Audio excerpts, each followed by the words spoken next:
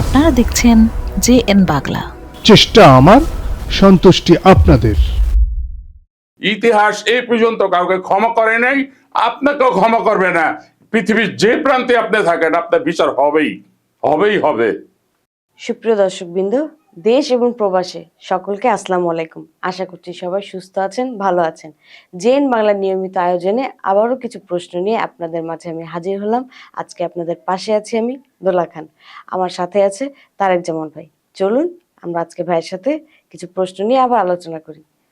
আসসালামু আলাইকুম ভাইয়া, কেমন আছেন? ওয়ালাইকুম সালাম, আলহামদুলিল্লাহ ভালো আছি। তুমি কেমন আছো? জি ভালো। ভাইয়া, আপনার কাছে আমার প্রথম প্রশ্ন, বিএনপির ভারপ্রাপ্ত চেয়ারম্যান জনাব তারেক রহমান কেন লন্ডন গিয়েছিলেন? সুপ্রিয় দেশ এবং প্রবাসের সকলকে আমার শুভেচ্ছা এবং আসসালামু আলাইকুম। 1/11 বাংলাদেশে একটা সরকার গঠিত হয়েছিল। এটা হলো 1/11 সরকার। মঈনুদ্দিন ওই সময় সেনাবাহিনীর প্রধান ছিলেন।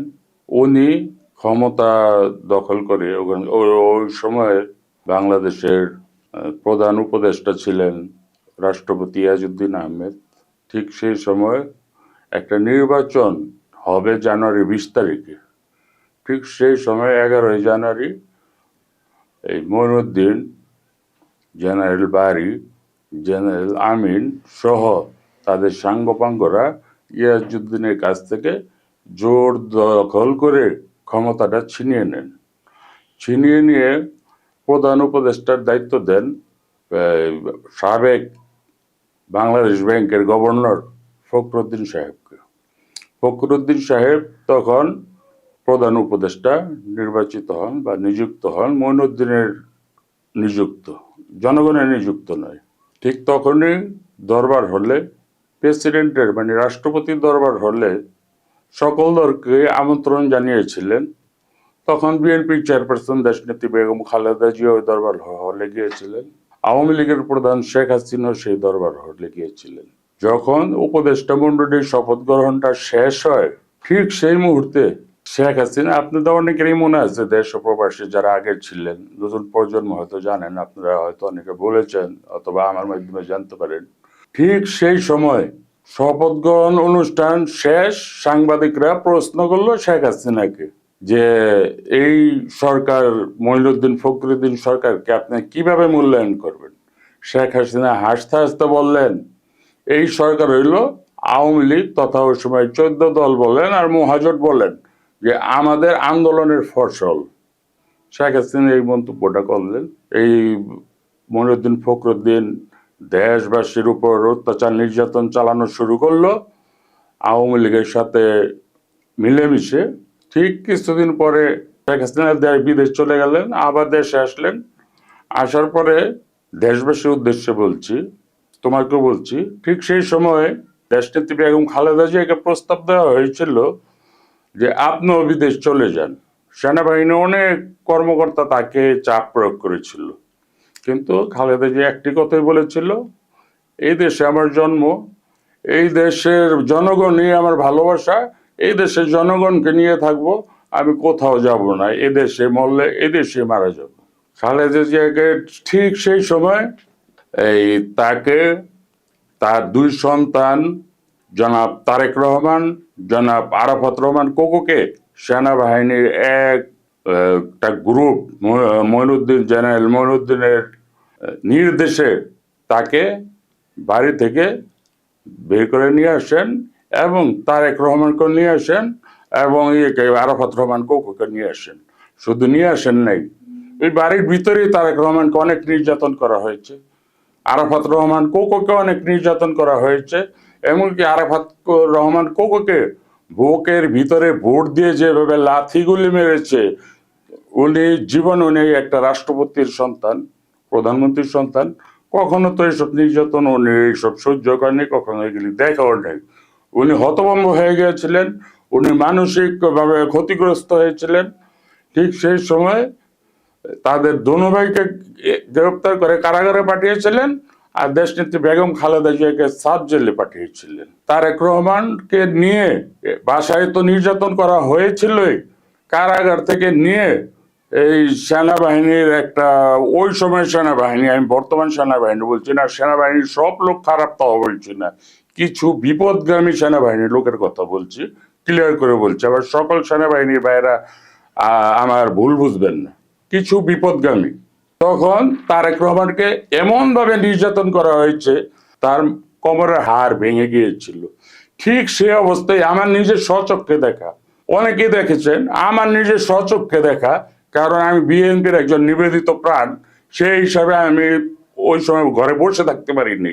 আমি প্রত্যেকটা জেলখানায় গিয়েছি, জেলখানায় যাওয়ার অনুমতি নেই, অনেক বাইরে ছিলাম, কোর্টে গিয়েছি, দেখেছি। আর ক্যাঙ্গারু কোর্ট বানানো হয়েছিল শেরেবাংলা নগরে, ওই জায়গায় আমরা রাস্তায় দাঁড়িয়ে মানববন্ধন করতাম। তারেক রহমানকে যেইভাবে কোর্টে উঠানো হতো র্যাবের পোশাক পরে, তিনি যে মানে কাঁপতে কাঁপতে কাঁপতে কাঁপতে এইভাবে হাঁটতো, যাইতো, করতো, মানে হাঁটতে পারতো না, 2-3টা পুলিশ তাকে ধরে ধরে নিয়ে যেত। তারপরে এইভাবে দেখতাম আমি প্রিয়জন সেল পুলিশের যে গাড়িটা, ওই গাড়িটা দিয়ে ক্যাঙ্গারু কোর্ট শেরেবাংলা নগর যে জায়গায় করা হয়েছিল, ওই জায়গায় যখন নিয়ে যেত, তিনি ওই উপর দিয়ে খুব খোপাচ্ছে, ওই জায়গাটা আমাদের দিক তাকাতো, আমরা শুধু 2 চোখের অশ্রু ঝরাতাম, কিছু করার ক্ষমতা ছিল না। এই অবস্থায় তিনি অত্যন্ত নির্যাতিত হয়ে কারাগারে ছিলেন।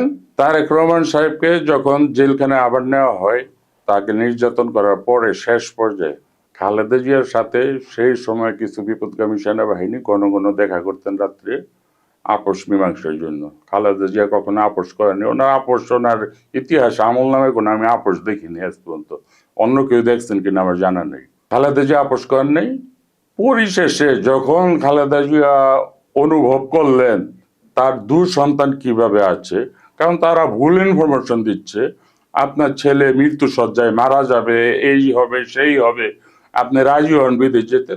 খালেদা জিয়া কখনো যে আমার 2 ছেলে মারা গেলে বাংলাদেশের সকল জনগণ আমার সন্তানের মতো, আমার বাবা মার মতো, আমার ভাই বোনের মতো, তাদের ছেড়ে আমি যাব না। তারপরে একটা প্রস্তাব দেওয়া হয়েছিল নির্বাচনে, তাই আপনি নির্বাচনে অংশগ্রহণ করেন, আপনাকে ক্ষমতা দেই।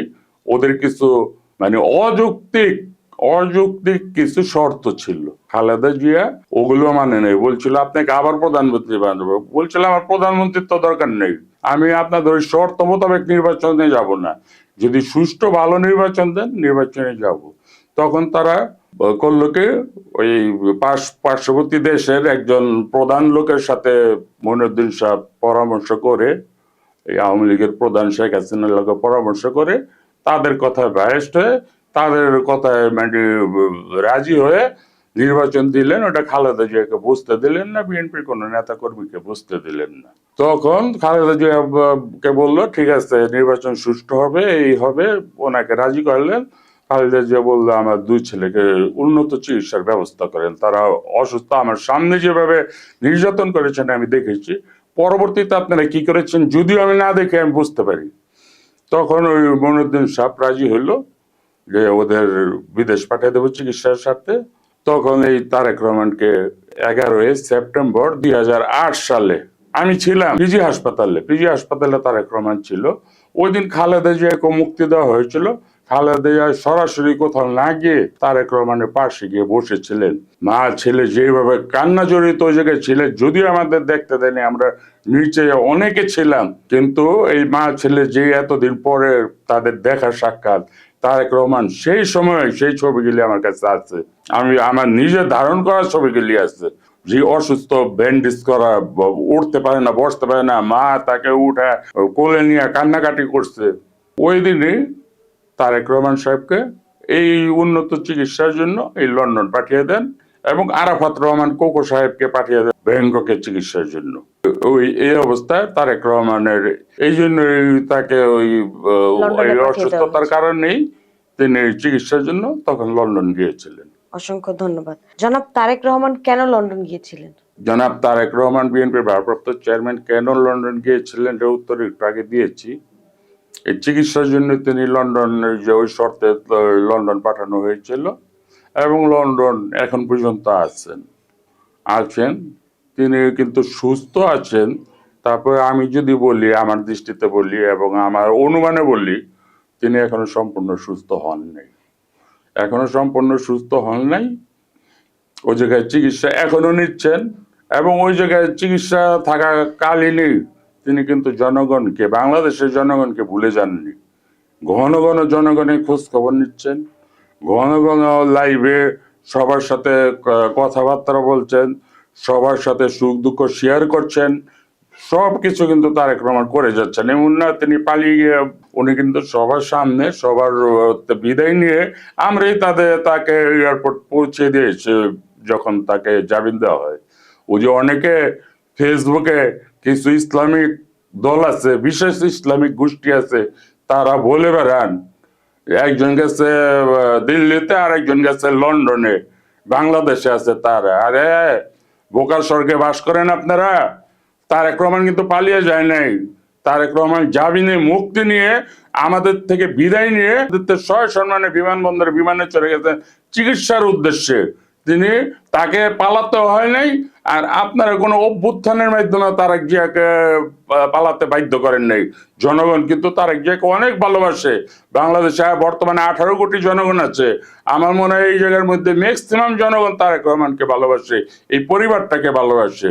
সুতরাং তারেক জিয়া সম্পর্কে যদি আপনারা কিছু বলেন, অনেক চিন্তা ভাবনা করে বলবেন। আপনারা কিন্তু তারেক রহমান হন নাই। তারেক রহমান হয়ে দেখেন, তারপর বলবেন যে তারেক রহমান লন্ডনে আর ওই শেখ হাসিনা দিল্লিতে। শেখ হাসিনার কথা আমি নাই বললাম, এটা আমার প্রশ্ন না, উত্তর না। আমি তারেক রহমানের ব্যাপারে আপনাদের উদ্দেশ্যে এবং নতুন প্রজন্মের উদ্দেশ্যে বললাম। তারেক রহমান সম্পর্কে আগে জানুন, শুনুন, তারপর তারেক রহমান সম্পর্কে বাজে মন্তব্য করুন। ধন্যবাদ। তারেক রহমানের কি হয়েছিল? ধন্যবাদ। তারেক রহমানের কি হয়েছিল আমি আগে ব্যাখ্যা করেছি, আর ওনার সম্পর্কে আরো অনেক ব্যাখ্যা করবো, অনেক ব্যাখ্যা করার আছে। আমি প্রতিদিন কিছু না কিছু চেষ্টা করব জিয়া পরিবারকে নিয়ে বলার জন্য, বিএনপির সকল পর্যায়ের নেতাকর্মীদের সম্পর্কে ধারণা দেওয়ার জন্য। আমি অনেক কিছু বলার, আমার নিজের অভিজ্ঞতা থেকে আমি চেষ্টা করব। তার মধ্যে ভুলভ্রান্তি হতে পারে, ভুলভ্রান্তি হলে সকলে ক্ষমার দৃষ্টিতে দেখবেন। তারেক রহমানের কি হয়েছিল বলেছি। ওনাকে যেভাবে তখনকার সেনার প্রধানের নির্দেশে কিছু বিপদগামী সেনাবাহিনী তারেক রহমানকে যেভাবে নির্যাতন করেছে, ছাদ থেকে নিচে ফেলে দিয়েছে। তারেক রহমান কি নির্যাতনের শিকারের মানুষ? তিনি কি অপরাধ করেছিলেন আপনাদের কাছে? মইনুদ্দিন আহমেদ চৌধুরী, আপনাকে বলছি, দেশনেত্রী বেগম খালেদা জিয়া যখন প্রধানমন্ত্রী শেষ সময়, সেই সময় আপনাকে কি সেনাবাহিনীর প্রধান বানিয়ে কি দেশনেত্রী বেগম খালেদা জিয়া ভুল করেছিলেন? আপনি কেন এই অন্যায়গুলি করলেন? আপনাকে এর বিচার, আপনি কেন এখন বিদেশে বসে রয়েছেন? আপনার সাহস থাকলে দেশে আসুন, জনগণ আপনার বিচার করবে, আইন আপনার বিচার করবে। আপনি কেন তখন তারেক রহমানকে এবং আরাফাত রহমান কোকুকে এভাবে নির্যাতন করেছেন? তারা কার সন্তান আপনি কি জানেন না? আপনি কি সেনাবাহিনীর প্রধান ছিলেন না? আর সেনাবাহিনীর প্রধান তো দেশনেত্রী বেগম খালেদা জিয়ার অনুকম্পায় হয়েছিলেন। আপনি এই অপরাধ কেন করেছিলেন? এবং আরেকটি সরকারকে ক্ষমতায় জোর জবরদস্তি বসিয়েছিলেন। সুষ্ঠুভাবে নির্বাচন হতে দেন নাই। সুষ্ঠুভাবে নির্বাচন হতে দিলে 2008 সালের 29শে ডিসেম্বর বিএনপি ক্ষমতায় আসতো, আওয়ামী লীগ ক্ষমতায় আসতো না। আর আওয়ামী লীগকে একবার ক্ষমতায় বসিয়ে দিয়ে আপনি, আওয়ামী লীগের বিগত 15.5 বছর ক্ষমতায় ছিল, এগুলি সব বিচার করাগন্ডায় আপনি যদি এই দুনিয়া থেকে আল্লাহ তাআলা নিয়েও যায়, ওই দুনিয়া আপনার বিচার হবে। আর যদি আপনার সাহস থাকে দেশে আসুন। আমার আপনার কাছে অনুরোধ, আপনার যদি সাহস থাকে, আমার কথা যদি আপনার কান পর্যন্ত পৌঁছে থাকে, আপনি দেশে আসুন। আপনার বিচার এদেশের জনগণ করবে, এদেশের আইন আদালত করবে। কেউ আপনাকে ছাড়বে না এবং আপনার আশেপাশে যারা তখন ছিল সাঙ্গপাঙ্গ, কাউকে ক্ষমা করবে না। ইতিহাস কাউকে ক্ষমা করে নাই। আমার অনুমানে, আমার অভিজ্ঞতা আমি বলছি, ইতিহাস এই পর্যন্ত কাউকে ক্ষমা করে নাই, আপনাকেও ক্ষমা করবে না। পৃথিবীর যে প্রান্তে আপনি থাকেন, আপনার বিচার হবেই হবে। ধন্যবাদ আপনাকে।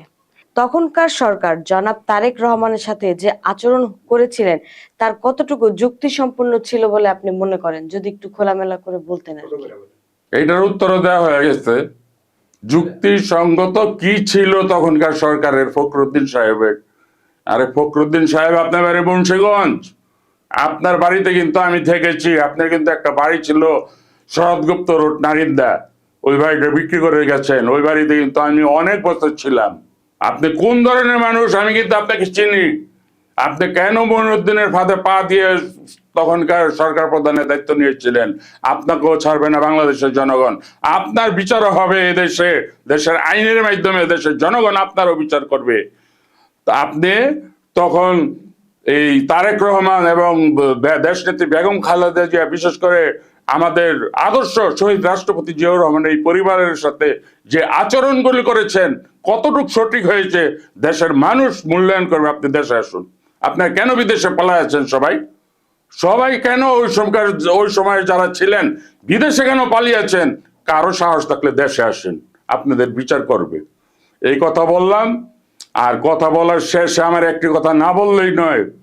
গত 2-3 দিন আগে আমার এক ছোট ভাই, আদরের ছোট ভাই, এবং এই জুলাই আন্দোলনের মাঠের একজন তাজা প্রাণ, আমাদের নিবেদিত প্রাণ, আন্দোলনে আমাদের যারা উৎসাহিত করেছে, উজ্জীবিত করেছে, তার মধ্যে একজন ছিল শরীফ ওসমান হাদি।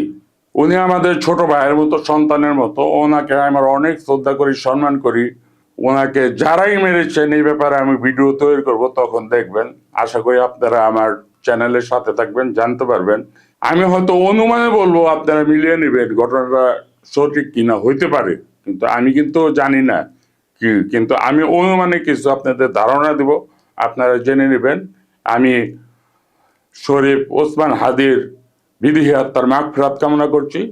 আল্লাহর দরবারে আমি তার জান্নাতুল ফেরদাউস যাতে কবুল করেন সে আবেদন জানাচ্ছি। আমিন। অসংখ্য ধন্যবাদ ভাইয়া।